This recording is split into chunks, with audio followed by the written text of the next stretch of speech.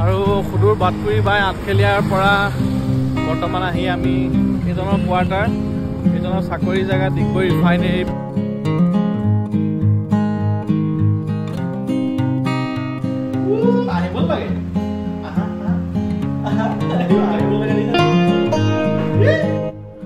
নমস্কাৰ সকলোকে।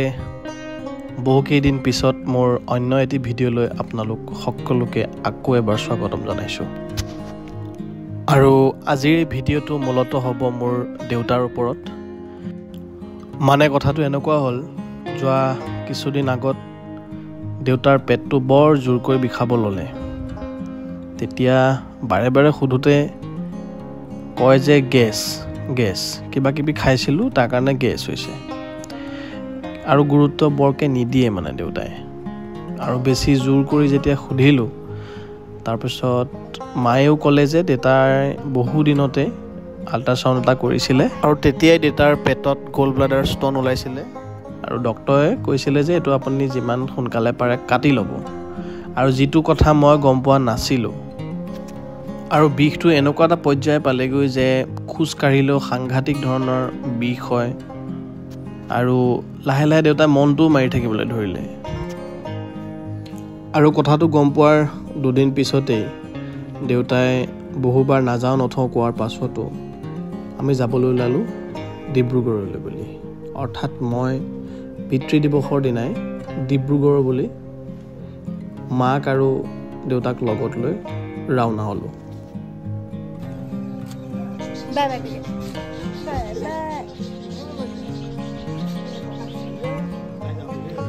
কিন্তু সেইদিনা আছিল দেওবাৰ, গতিকে দেওবাৰে ডক্টৰ কিজানি ডিব্ৰুগড়ত নাথাকিব। সেই ভাবি আমি কি কৰিলোঁ, ঘৰলৈ আৰাধনা আৰু হীৰকো আহিছিলে। চ' সিহঁতক লগত লৈ দেউতাই আৰাধনাৰ আৰু হীৰকৰ চাকৰি জেগা ঘৰখন চোৱাও নাছিলে এতিয়ালৈকে, সময়ো পোৱা নাছিলে। সেই উদ্দেশ্যে মিলাই লৈ আমি গোটেইকেইটা প্ৰথমে ডিব্ৰুগড় পাৰ হৈ ডিগবৈত আৰাধনাহঁতৰ ঘৰতে এটা দিন কটাই পিছদিনা আমি ডিব্ৰুগড়লৈ আহিম বুলি সিদ্ধান্ত লৈ প্ৰথমে ডিগবৈলৈ বুলি ওলালোঁ।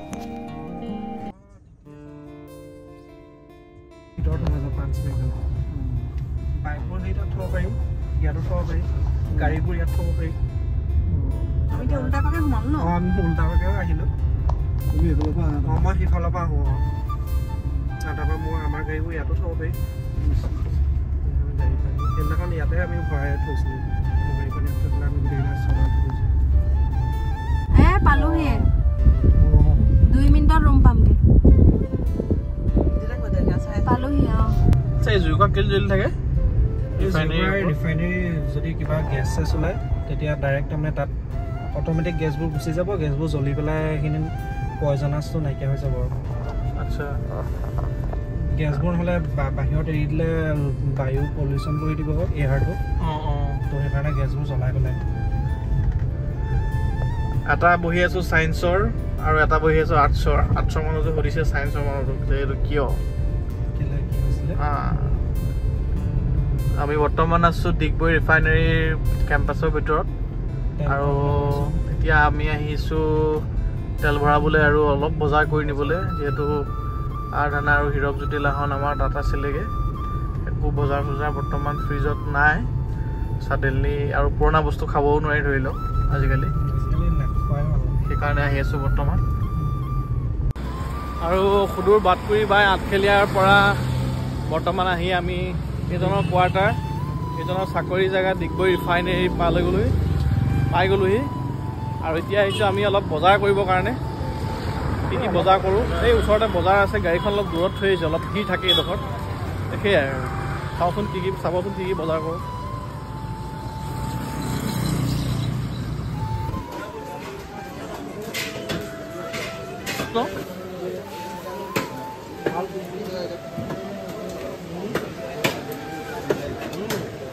বাহু মাছ লৈ লওঁ ন? পিছফালৰ পৰা দি দিয়ক। আৰু অলপ মান ধনিয়া লৈ লৈছোঁ। এয়া মান লৈছে 20 টকা। আৰু এইটো দেউতালৈ এটা ORS লৈ লৈছোঁ, অলপ হেল্ডি লাগক মানুহটো, অলপ দুৰ্বল হৈ আছে। এতিয়া পুনৰ আকৌ ৰুমলৈ বুলি ন ইয়াত কি ইয়াতে বজাৰটো কৰে আপোনালোকে আপুনি কি অকলে কৰিবলৈ আহে নে আমাৰ চুনু ওলাই আহে দুইটা আহোঁ দুইটা বাইক লৈ আহোঁ এইডোখৰলৈ বাইকখন থৈ পেলাই বজাৰত সোমাই যি লাগতিয়াল লাগে সেইখিনি কৰি অকলে বজাৰ কৰি ভালো নালাগে অলপ খোজকঢ়াও হয় তোমাৰ চৌপাশটো ভাল তুমি দেখিছা দেখিছোঁ তাকে বহুত ধুনীয়া চৌপাশ এইটো ৰিফাইনেৰী কেম্পাছটো আপোনাৰ বাউণ্ডেৰীটো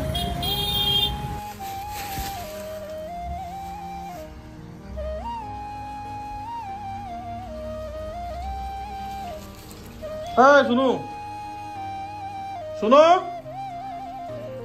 এই মাছ আৰু সেই আনিলোঁ ধনিয়া ইয়াতো নাই ইয়াত দেউতা শুই আছে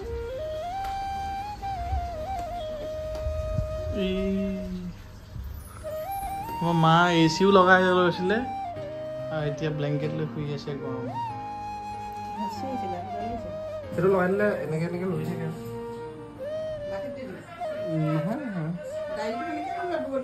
দুটা নালাগে পাতিত নালাগে আমি দুটা কি হৈছে গম পোৱা নাই যাওঁগৈ তেতিয়াহ'লে কাইলৈ ৰাতিপুৱা সোনকালে শুই থাকিবা তাৰপিছত কাইলৈ ৰাতিপুৱা যাবগৈ অঁ ঠিক আছে কাইলৈ লগ নাপাওঁ ঠিক আছে আমি ৰাতিপুৱা যামগৈ নাই ঠিক আছে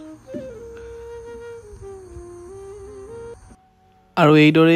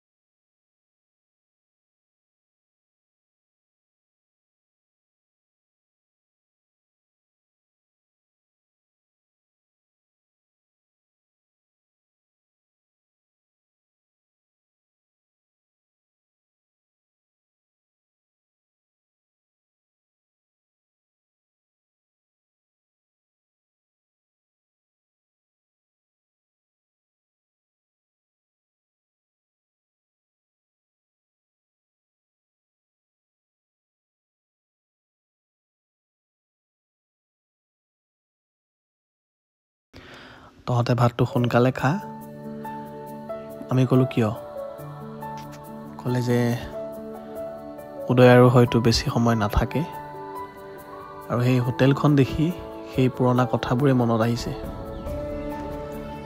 আৰু বাহিৰলৈ আহি দেখা পালোঁ সেই বিশেষ চিৰিডাল য'ত ৰাতি 11টা বজাত মই বাগৰি পৰিছিলোঁ কেৱল বাৰ কি হ'ব আৰু উদয়দাই কিয় আমাক এৰি থৈ যাবলৈ লৈছে বুলি কান্দি কান্দি আৰু আচৰিত ধৰণে হঠাতে এজন চিনাকি মানুহো লগ পালোঁ আৰু তেওঁক মাত দিবলৈ গৈ মই প্ৰায় ভিতৰ পালোঁগৈ সেই বিশেষ হস্পিটেলখনৰ আদিত্য আৰু ভিতৰ সোমাই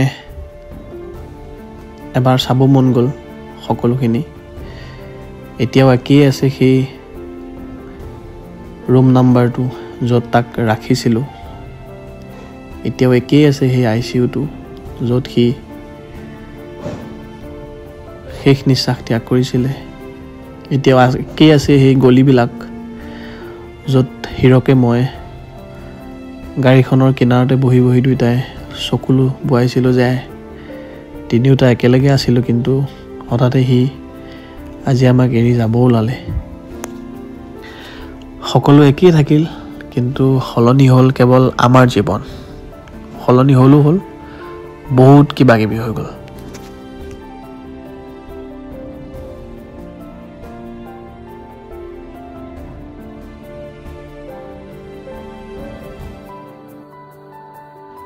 আচলতে উদয়দাৰ নোহোৱা হোৱাৰ পৰা যিবিলাক নতুন জেগালৈ গৈছোঁ অৰ্থাৎ পিছৰবাৰ তাৰ লগতে য'ত অহা হৈছিলে সেইবিলাক জেগালৈ যেতিয়া আকৌ নতুনকৈ যাবলৈ লৈছোঁ বাৰে বাৰে পুৰণি স্মৃতিবোৰে মনত ভাহি আহে আৰু এই বিশেষ কাৰণটোতে মই ডিব্ৰুগড় যাব বিচৰা নাছিলোঁ কাৰণ সেই অভিশপ্ত দিনটো আৰু মই মনত পেলাবলৈ বিচৰা একেবাৰেই নাছিলোঁ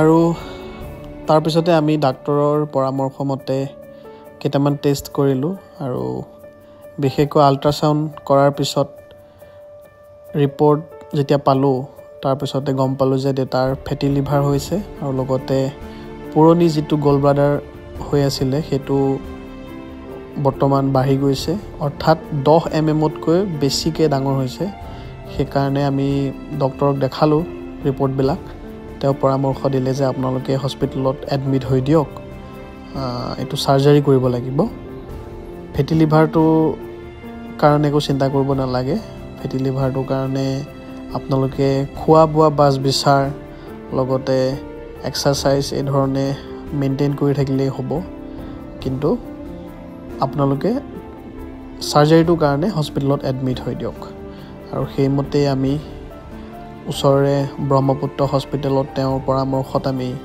এডমিট হ'লোঁ সেইদিনাই সন্ধিয়া প্ৰায় 5 মান বজাত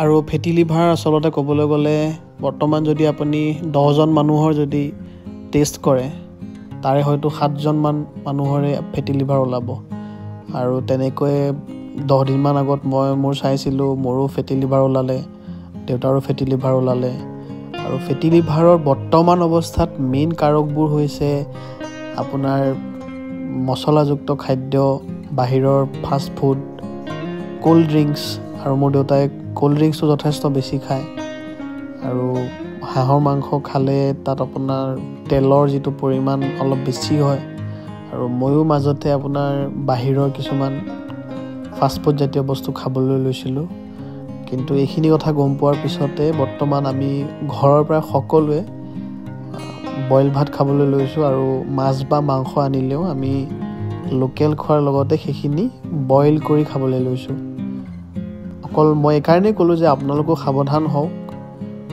কমাই খাওক বাহিৰৰ মছলাযুক্ত তেলি জাতীয় আৰু বিভিন্ন ধৰণৰ ফাষ্ট ফুড জাতীয় চিপছ কুৰকুৰি আৰু এই গৰম দিনত যিটো নেকি সকলোতকৈ বেছি চলে ঠাণ্ডা কোল্ড ড্ৰিংকছ সেই বস্তুটো অতি কমাই খাওক কাৰণ হস্পিটেলৰ বেডখনত পৰি থকাতকৈ এটলিষ্ট ঘৰৰ বিছনাখন বেছি ভালখিনি কোনোবাখিনি আৰু লগতে আপোনাৰ এক্সাৰসাইজ শাৰীৰিক ব্যায়াম যিবিলাক আমাৰ পেট বাঢ়ি আহিছে মতা মানুহবিলাকৰ আচলতে ফেটছ জমা হৈছে যাৰ ফলত লিভাৰতো আপোনাৰ ফেটছ হৈ গৈছে আৰু দৈনিক 2 কিলোমিটাৰৰ পৰা যদি 5 কিলোমিটাৰ খোজ কঢ়া দৌৰা ঘৰতে বিভিন্ন ধৰণৰ এক্সাৰসাইজ চাইকেল চলোৱা সেই ধৰণৰ যদি কৰা যায় অন্তত ফেটি লিভাৰৰ পৰা মুক্ত পোৱা যাব গতিকে এইখিনি আমি বুজি পালোঁ লগতে ভাবিলোঁ আপোনালোককো জনাওঁ যে আপোনালোকে অকণমান মেইনটেইন কৰি চলক কিয়নো বৰ্তমান অৱস্থাত ফেটি লিভাৰ হোৱা ৰোগীৰ পৰিমাণ যথেষ্ট পৰিমাণে বৃদ্ধি পাইছে গতিকে সেয়ে বাছি খোৱাটো ভাল আমি যথেষ্ট এতিয়া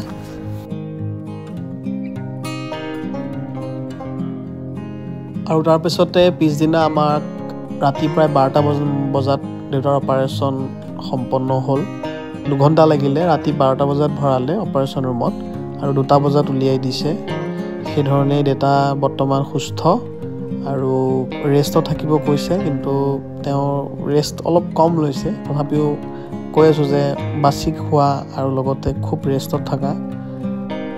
আচলতে ঘৰৰ মানুহবোৰ কিবা এটা হ'লে, মা দেউতাহঁতৰ কিবা এটা হ'লে আচলতে বেমাৰ আজাৰত পৰিলে বৰ দুখ লাগে তেওঁলোকক এইদৰে দেখি। তথাপিও বেমাৰ আজাৰ মানুহৰ জীৱনৰ এটা অংগ, গতিকে সেইধৰণে পাৰ কৰি যাব লাগিব। দায়িত্ববোৰ এনেকেই সকলোকে লগত লৈ আজি এইটো আজি সেইটো এইধৰণেই জীৱন জীয়াব লাগিব। দায়িত্বখিনি পালন কৰি গৈ আছোঁ। আপোনালোকে আশীৰ্বাদ কৰিব আৰু নিজৰ জীৱনৰ এটি এটি চমু খণ্ড আপোনালোকক এইদৰেই দেখাই যাবলৈ, জনাই যাবলৈ চেষ্টা কৰিম। আৰু এইদৰে আপোনালোকৰ উপদেশ, মৰম আৰু আশীৰ্বাদ সদায় মোক আৰু আমাক লাগিব। আৰু তাৰ পিছতেই আমাক অপাৰেশ্যনৰ এদিন পিছতেই ৰিলিজ দি দিলে। আৰু ঘৰখন এৰি থাকিও বেয়া লাগে। ঘৰত বাও আছে, পৰিও আছে। পৰিজনীকেইজনীকো যথেষ্ট মিছ কৰা হয় ক'ৰবাত গ'লে। সেয়েহে আমি ৰিলিজ দিয়াৰ দিনাই ঘৰমুৱা হ'লোঁ। ঘৰ আহি পৰিক লগ পাই, পৰি আমাক লগ পাই ইমানেই এক্সাইটেড হৈছে। আচলতে তাই মনত পেলাই আছিলে খুব আমাক এইকেইদিন। প্ৰায় 4 পৰা 5 দিন আমি বাহিৰত আছিলোঁ। এইদৰে পৰিক কেইবাদিনো এৰি থৈ যোৱা এয়াই প্ৰথম হৈছে আমাৰ কাৰণে। গতিকে সেয়াই, আগলৈও ভিডিঅ'সমূহ চাই থাকিব। ধন্যবাদ।